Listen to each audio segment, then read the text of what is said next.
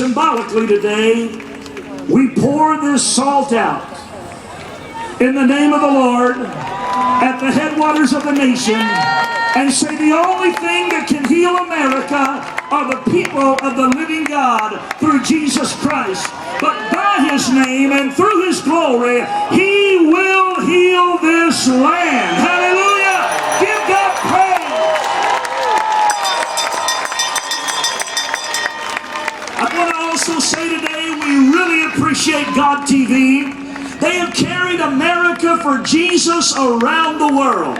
Rory and Wendy and all of the God TV family, we love you. We celebrate what God is doing through God TV.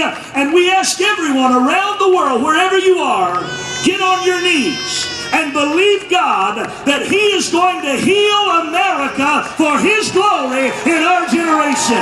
Hallelujah. Brother Joe.